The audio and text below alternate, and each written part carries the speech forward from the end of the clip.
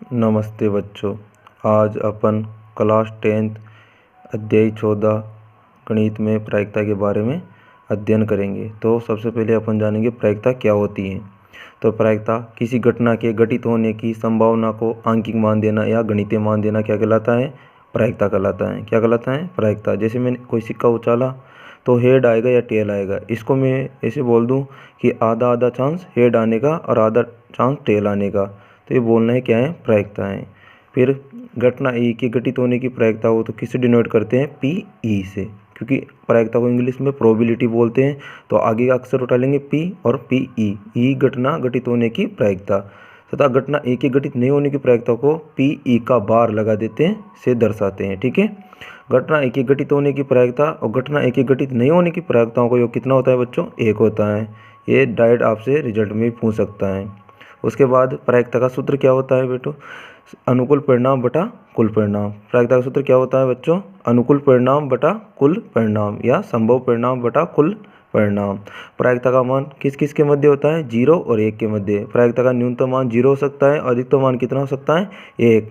प्रायिकता का मान कभी भी माइनस में नहीं होगा बच्चों। ठीक है। और 1 से अधिक कभी नहीं होगा प्रायिकता का मान। घटनाएं 2 प्रकार की होती है। एक तो निश्चित घटना जिसका घटना निश्चित हो, इसको निर्धारित घटना भी बोलते हैं, और इसकी प्रायिकता सदैव क्या होती है? 1 होती है। ठीक है बच्चों। इसके बाद अनिश्चित घटना या असंभव घटना जिसका घटित होना संभव नहीं हो, और इसकी प्रायिकता सदैव क्या होती है? 0। जैसे एक पासे को उछालने पर अंक 7 आना। अब पासे में तो अंक 6 तक होते हैं, तो 7 कैसे आ सकता है? तो ये असंभव घटना है। इसकी प्रायिकता क्या हो जाएगी? 0। इसके बाद अपन देखते हैं समप्रायिक परिणाम। समप्रायिक परिणाम क्या होते हैं? जैसे मैंने सिक्का उछाला, हेड आया टेल आया, मतलब दोनों की प्रायिकता क्या हो जाएगी? बराबर बराबर। दोनों के आने के चांस बराबर बराबर। पासा उछाला 6 अंक के, प्रत्येक अंक आने की संभावनाएं क्या होगी? बराबर होगी। तो ये क्या है? समप्रायिक परिणाम। किसी प्रयोग के ऐसे परिणाम जिनके आने की संभावना क्या हो? समान हो। फिर आगे देखते हैं। किसी प्रयोग में सभी प्रारंभिक घटनाओं का योग कितना होता है?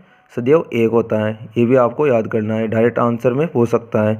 किसी प्रयोग की सभी प्रारंभिक घटनाओं की प्रायिकताओं का योग सदैव 1 होता है। जैसे एक पासे को उछाला, अंक कितने आएंगे? 6। तो प्रत्येक अंक आने की संभावनाएं बराबर होगी, तो उनकी प्रायिकताओं का योग करेंगे तो कितना आएगा? सदैव 1 आएगा। फिर अपन देखेंगे एक सिक्के को उछालते हैं तो कुल परिणाम कितने होते हैं? 2 सिक्के को उछालते हैं तो कुल परिणाम कितने होते हैं? एक पासे को उछालते हैं तो कुल परिणाम कितने होते हैं?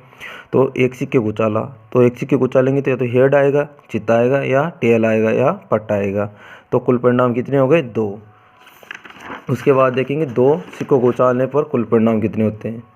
2 सिक्कों को उछालने पर कुल परिणाम क्या हो जाएंगे? 2 × 2 बराबर 4। एक सिक्के को उछालने पर कुल परिणाम कितने थे? 2। तो 2 सिक्कों को उछालने में कुल परिणाम कितने हो जाएंगे? 2 × 2 बराबर 4। यहाँ पर प्रायिकता का गुणन नियम लगता है। तो मान लो दोनों सिक्कों पे हेड आ जाए तो हेड हेड, एक पे टेल आ जाए दूसरे पे हेड आ जाए तो टेल हेड, एक पे हेड आ जाए दूसरे पे टेल आ जाए तो हेड टेल, और दोनों पे टेल आ जाए तो कुल परिणाम कितने हो गए? 4।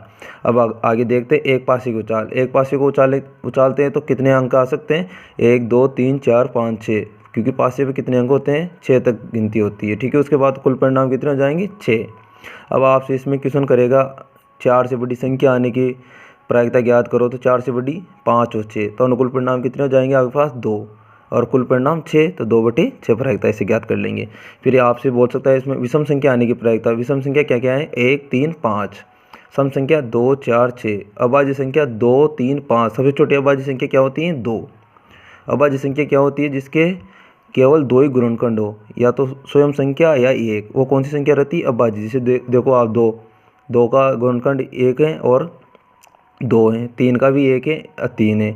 और भाज्य संख्या क्या होती है? जिसके 2 से अधिक गुणनखंड हो।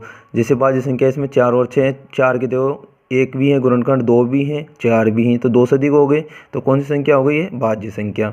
उसके बाद अपन देखेंगे 2 पासों को उछालते हैं तो कुल परिणाम कितने होते हैं? एक पासे को उछालने पर 6 थे, तो 2 को उछालेंगे तो 6 × 6 बराबर 36। 6 × 6 बराबर 36। यहाँ पर प्रायिकता गुणन नियम लगेगा।